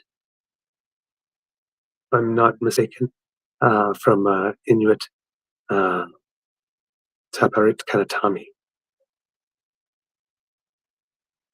I'm not mistaken. No, that's about another issue. All right. I think then I think I do have everything that I noted with regard to Murray Sinclair. Just want to double check because this man would definitely deserve that we take a moment or two to make sure that we get everything. But yes, we have. So again, Mr. Sinclair, I hope that whatever ceremonies are been done, that they sang for you one heck of a traveling song. So, and yeah, thank you for everything. I'm actually welling up a bit, getting a little emotional on that one. Ooh, okay. The good ones who die young, right? Man. So looking at the chat here and seeing if we have anything here. Yes, Kitlandam. I read North of Nowhere by Mary Wilson. She was one of the TRC commissioners along with Sinclair and Littlechild. She had some great stories about him in the book while they were working together. Kit Carroll. He should be included in our history books. His legacy should always be remembered. There you go. Kit Toronto Dan. Mr. Sinclair is a legend. Indeed. I would agree. Kid Saucy. Support WAP canoes, encourage them to run. Help protect them when the pressure mounts. Indeed. Yes, so Mary Sinclair, rest in power. Right. See if I've got something else for you. A little Canadians that make us proud. I know that we've been mentioning it a lot because we've been talking about it at every stage. But now, for real, for real, for real, Christine Sinclair has played her final match. After her professional team, the Portland Thorns, were eliminated from this season's playoffs in the Professional Soccer League in which she was playing. She's played 12 years with that club. Of course, she had retired from the national team last year, the team that she had led to 2 bronze and 1 gold medal in 3 successive Olympic Games. And reminder that she is the all-time leading scorer in international soccer, male or female, with 190 career goals. Just, again, in certain nations, they would build stadiums and statues. Athletes like that. But there have been other Canadians that have made us proud over the past few weeks, over the past few days, kids and cubs in the athletic field. And one of them is someone about who we talk about a lot on the show, but her name is Gabriela Dabrowski. And she is one of Canada's best doubles players in history. For women, she might even be Canada's best female doubles player ever. But yes, she is ranked number 3 in the world in doubles, and every year at the end of the year, the teams and the players that finish the top 8 in the rankings points get to play one final tournament where they're divided into 2 pools of 4. They play a round robin against each other, and the top 2 points getters in each pool go off and play in an elimination knockout tournament for the winner, and the winner is declared the tour's season champion. So, Gabriela Dabrowski, according to Tennis Canada, wrote another chapter in the history of Canadian tennis on Saturday, becoming the first woman from the Great North to be crowned champion at the WTA Finals. She and Erin Routliffe defeated Katerina Siniakova, who is the world's number 1 doubles player, and by a lot, and Taylor Townsend in straight sets in the final to claim the title. The victory was revenge for the Canadian-Kiwi duo, who lost to Siniakova and Townsend in the final of Wimbledon. This time around, Dabrowski and Routliffe settled in after the very early exchanges and broke late in each set for a 7-5, 6-3 win. Just by reaching the final, Dabrowski had already made history by becoming the first Canadian woman to reach the final of the WTA Finals. She is the 4th Canadian overall to get to the title match of the year-end championship, also to win it after Grant Connell, Sébastien Larreau, and Daniel Nestor, all of whom won the doubles title at the ATP Finals. 4 of the first 5 games went against serve in the opening game. Siniakova fired a couple of impressive passing shots, leading to a break of Dabrowski. But the Canadian tagged her back literally in the following game when she smoked the Czech with a backhand on the break point to level at 1-1. That kicked off a run of 3 straight games for the second seeds, who broke for a 3-1 lead when Townsend could not handle a huge return from Routliffe. But the Canadian was still getting going and was broken to love to put the set back on serve. Canadian-Kiwi team nearly regained the advantage in the following game when Townsend double faulted to go down break point, but Dabrowski floated her return long. And then the article goes on to describe the actual match. But it says here at the end, serving for the match proved tense for the Ottawan as she led 40-love quadruple championship point, but saw the first 3 slip away. Goading a misjudged ball, she let drop in for a winner to draw back to deuce. But Dabrowski made up for it with a big serve, which Siniakova drove into the net to seal the victory. She now looks for the perfect ending to her season as she heads to Laga, Spain to defend the Billie Jean King Cup title with Team Canada. So, yeah, right now, I guess, beholds the Billie Jean King Cup title for Team Canada as the best team, national team in tennis. And now she is the season champion on the entire tour. So that is really big news. Also, this weekend, it was probably one of the biggest weeks in Canadian tennis history in terms of success. Denis Shapovalov, who we mentioned on the show a while ago, who had been struggling, is back in the winner's circle at the Belgrade Open after defeating local favorite Hamad Medjedovic in straight sets in the final on Saturday. It is the second ATP Tour title of his Canadian's career and the first since 2019. And Shapovalov has been as high as 10th in the world, but he had some struggles with health that dropped him out of the top 100. The win snaps a 5-match losing streak in finals for Shapovalov, who had not won since winning his first title in his first final in Stockholm in 2019. As he did for much of the week, Shapovalov relied on his dominant serve to claim victory. In the final, he fired 13 aces and won 82% of his first serve points. He won every break point in the match, saving both on his own serve and converting 2 of his chances on the Serbians. Wow, that sounds like it was a clinic. Shapovalov is one of the 2 Canadian winners on Saturday, as Gabriela Dabrowski was victorious at the WTA finals, as you mentioned.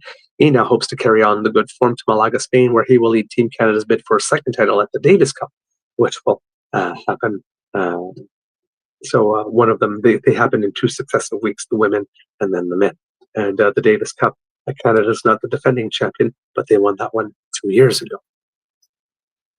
So that happened. And then in addition to that, Kits and Cubs, there is another tennis player that we talk about a lot because her story is absolutely wonderful. Her name is Rebecca Marino, and we talked to her about her before. She had reached, I think, the top 50 in the world, or close to the top 50 in the world, when she started her first career, and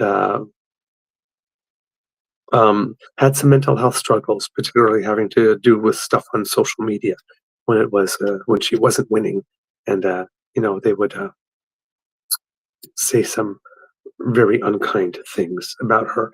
Then she went away for a while, a very promising career, and then she came back, and within the space of a few years, got herself right back up, and ended having a better career. Second time around, she had as high as 38th in the world.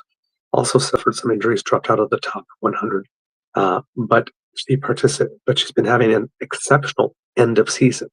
According to the Midland Daily News here, Canada's Rebecca Marino came out of her retirement 6 years ago feeling like she had some unfinished business. After this past week's performance at the Dow Tennis Classic, she can check at least one item off her list. Marino, a 33-year-old WA Tour veteran and regular competitor at the Dow tournament, won the singles championship of the Greater Midland Tennis Center for the first time in her career Sunday, beating 23-year-old American Alicia Parks 6-2, 6-1. It was not even close in the final. Quote, "This is my first year winning this tournament after many years of coming. With this tournament being a favorite of mine, it's nice to come away with the championship trophy," said Marino, whose previous best showing in Midland was reaching the semifinals in 2010. "It's nice to finally go all the way so many years later." Marino, who had a ranking of 38th in the world in 2011, retired from tennis in 2013 to 2018, during which time she attended the University of British Columbia, where she was a member of the women's rowing team and coached tennis. Quote, "I was pretty busy in my retirement years, but I felt like I had something left," she noted. "It was nice to come back and to come back successfully." Andy Marino played a steady counter-attacking game from the baseline and simply waited for Park to make mistakes, and Parks complied, racking up plenty of enforced errors and dribble faults. Growing visibly frustrated, I knew coming in that Alicia was going to be a very tough competitor, and she hits the ball really hard, Marino said. "So if I could just be like a mosquito and just constantly annoy her, put the ball in and dictate as much as I could, that might get under her skin a little bit. That was sort of my strategy, and it paid off today." Ironically, Sunday's final may have been Marino's easiest match of the week. She admitted the road championship was not without its challenges. Quote, "This week wasn't easy by any means. I felt like every match was a scrappy battle," she said. "In my first round, I had a tiebreaker. In my second round, I saved a match point. So that wasn't easy by any means. Quarterfinal match was really difficult. All the way through, it was difficult. I'm just very grateful to even be here in first place and to come up with the trophy is amazing." So what else do we have here? Description of the match. What's next on her plate? Marino noted, I'm going to be going to the Billie Jean King Cup in Malaga, Spain. I'm representing Canada and we're the defending champion. Quote, "That's the World Cup of Tennis for Women. So I'm going to be hopping on a plane tomorrow and heading there and supporting the team. And we're going to be fighting our hearts out for our country," she added.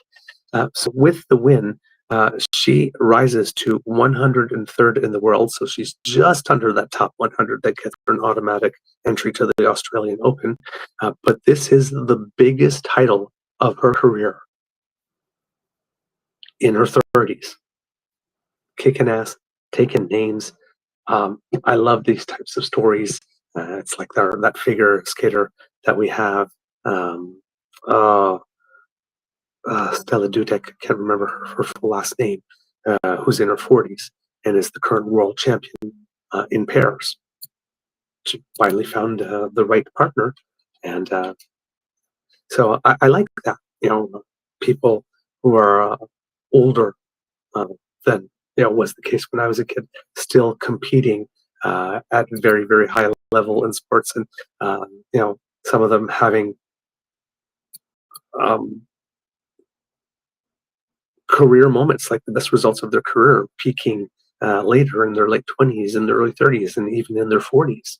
Uh, it's good to know that, like I said, for age is just a number. You gotta keep fighting. Who says yet, right? Uh, there was also another win. Liam Drexel, who we also mentioned on the show. You're going to be hearing about him a lot now. Won the Saint Augustin des Maures indoor tournament hardcourt. This is here in Canada, defeating another Canadian, Alexis Galarneau, 6-1, 6-3 in the final. And this was a true number one versus number two final in this one. So it was quite a battle. And it was a good tournament for Canadians because another up-and-comer was a junior and not until not too long ago, but Jaden Weeks, who's ranked 1,499th in the world. So, I mean, just starting his career. He made it all the way to the semifinals in that tournament. So 3 of the 4 semi-finalists in the tournament were Canadians in the singles. So that was a very good result for Canada there. So that's how many wins now? Marino, Shapovalov, these guys. And I don't think it stops there, Kids and Cubs. Dabrowski with the main title. The winning didn't stop there for Canada. We had winning or good performances.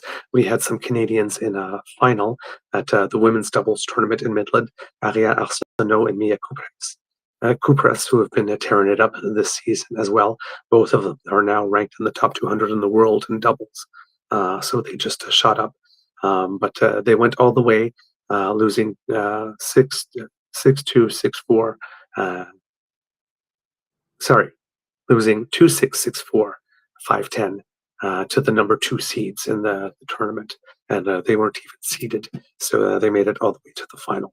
So that was another great result for Team Canada in tennis. So lots of stuff to be proud of with our tennis players who are having. It's been an okay season, but it hadn't lived up to expectations. But what the Canadians have been accomplishing in the last month and a half, they're just, like I said, winning everything and making semifinals and finals and all over the players. It doesn't matter where they are, right? Whether they're new and up and coming, or veterans, just jumping up the rankings. Huge career progression. Many of them setting career highs for where they are in the top 100 in the world.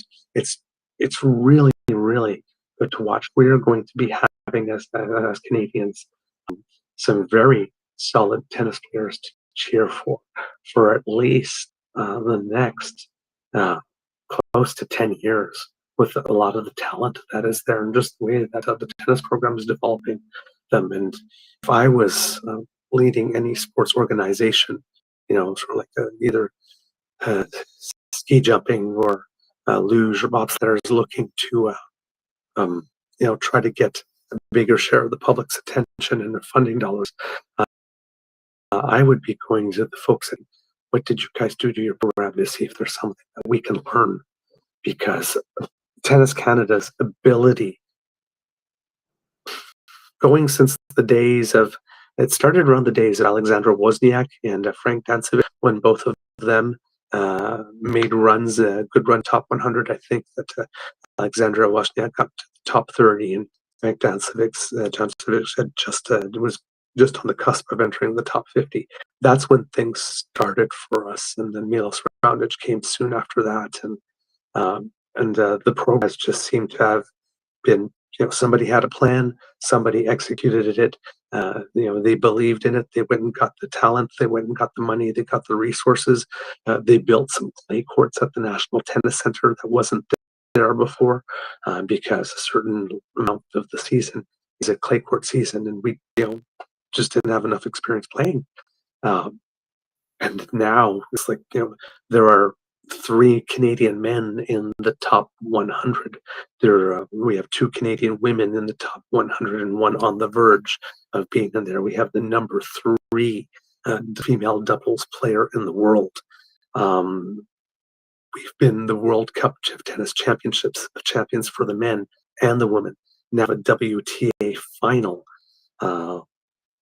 champion. It's, like I said, it's just absolutely fantastic what that program has done.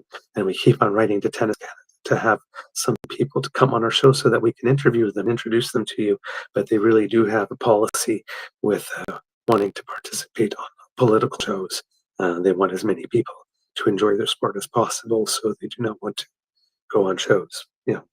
Whether you vote Conservative, NDP, Liberal, Green, don't vote at all. They want you to enjoy the product. So for brand safety, they are worried, but we will keep on reaching out to them and showing them the type of interviews that we do, and begging them and saying them, please, please, please, please. We do have something that we call Canadians Who Make Us Proud, and that is a political part of our show, and we would love to have you on as a part of that. But for those of you who do love tennis and do not know of it yet, Tennis Canada does have a podcast called Match Point Canada. I listen to it a lot. It is very good. The two hosts are charming and very knowledgeable, and they're very good at securing a wide array of guests to learn a whole bunch of different stuff, not only players, but commentators and coaches and equipment specialists and all that kind of stuff. So, it's a very, very good podcast. To it, I highly recommend it. And they're just lovely people. So, all right, kids and cubs, I think we have a show. I didn't expect that I would have this long one today, but there was a lot, I guess, more than I thought. Thank you so much for joining us today. I really appreciate it. I love my time with you. So, get some cups. It's the end of this episode of the Daily Beaver Morning Show. We hope that you love listening to us because we love making this for you. Remember, sharing is caring, and word of mouth is priceless. And you have mouths from which we want the word to come. So please, kids and cubs, do tell your friends and peeps and poops all about us. And if you do not want to miss a show, you don't have to. Because the Ray Girl, you know her, you love her, and she sponsors our pod page. Podpage.com/The True North Eager Beaver, lowercase letters with a hyphen between each one of those words. And if you go there and click subscribe, when we have something fresh off the bandwidth, it comes directly to you. You can also scan that QR code that I just made appear, and that will bring you there so that you can click subscribe. And I would like to give a special shout out to the Ray Girl, who yesterday sent my Beaver Sweetie and I such a lovely gift for our anniversary. So thank you so much. It was not necessary, but it is immensely appreciated and provoked a very, very, very warm fuzzy, I will admit. Now, kids and cubs, if you would like to support us in other ways, then you need to make like Kit Elaine and surf yourself on down to the True North Eager Beaver YouTube page, where you will find our buttons like, share, and subscribe.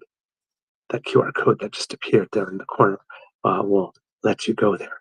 And if you happen to be not watching on our YouTube channel, there is a delightful chat that takes place with the members of the Damn Fam. So if ever you would like to join it one day, you just scan that QR code. That will bring you right to where you can watch us on YouTube, subscribe to us there, and come and join the fun. Right? They're really, really, really good people. I'm sure you'll enjoy them. So come on down to our YouTube page, click on our buttons, like, share, and subscribe. It makes us very happy when you do that. And that way, that helps us with the algorithm and all that good stuff.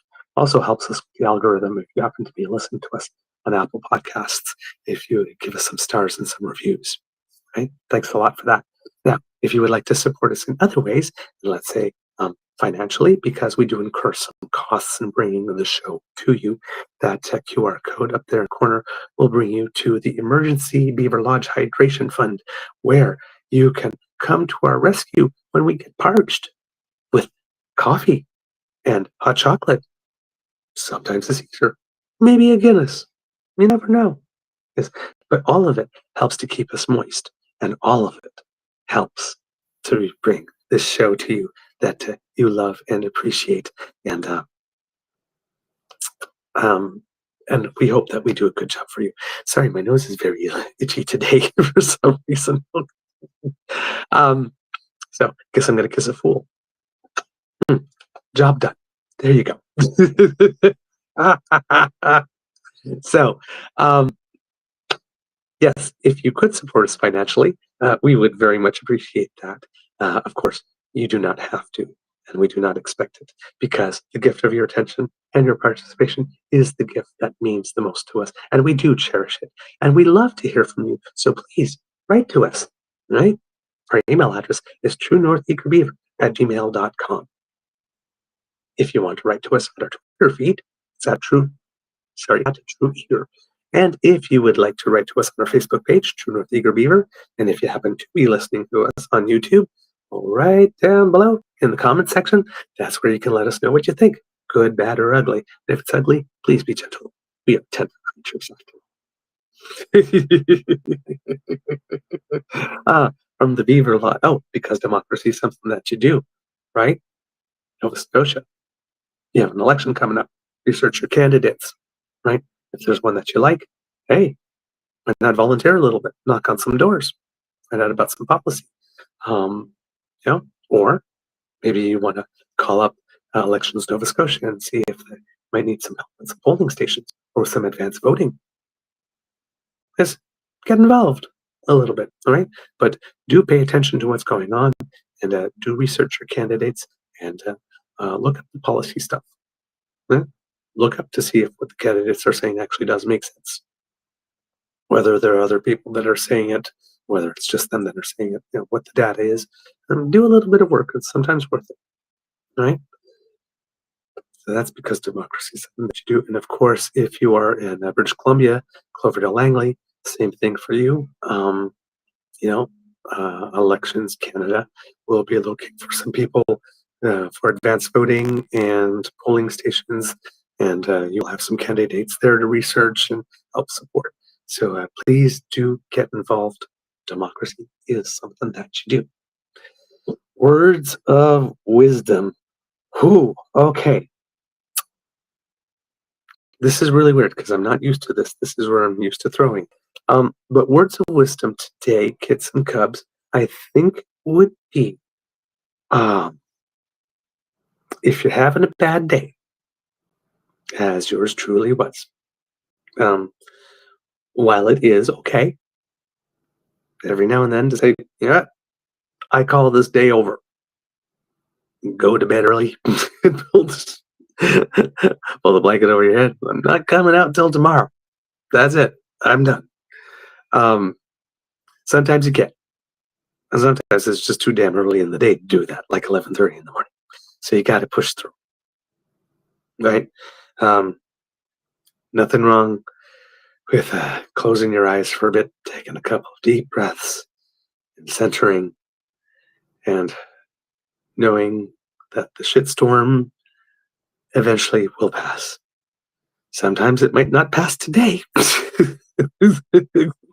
or sometimes even this week. Some shitstorms last a little longer than others, but they do pass. They do pass, and all you got to do is make sure that you claim the space uh, on which you are standing, that you ground yourself, try to slow things down as much as you can so that you have as clear a mind as possible uh, to see an opening to make the day better when it comes, and then seize it.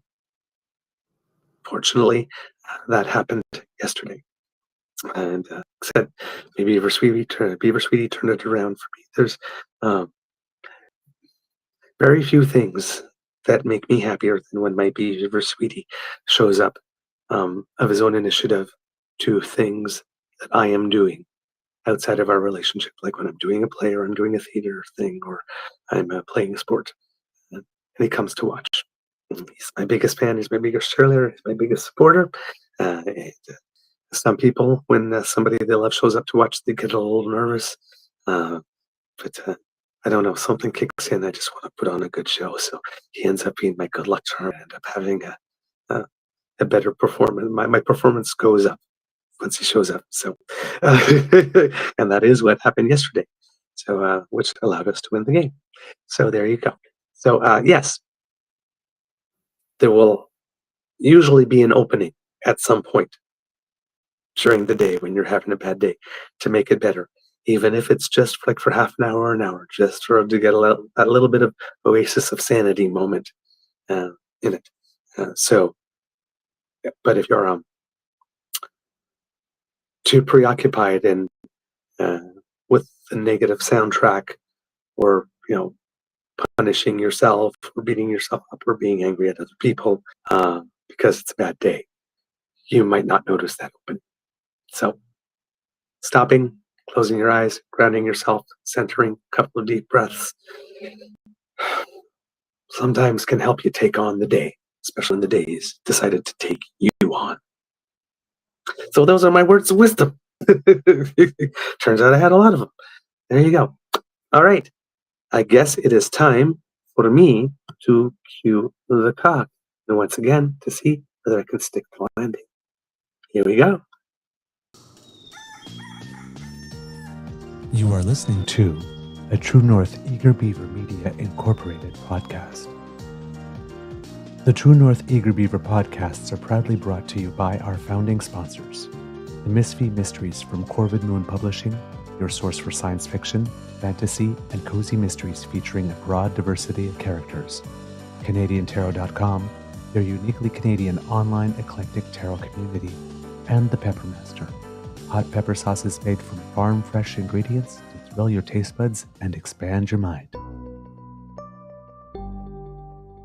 We are grateful to the Crier Media Network for its support, Pete Jarvis for our artwork, and Paul Joseph Something for our opening and closing sequence music.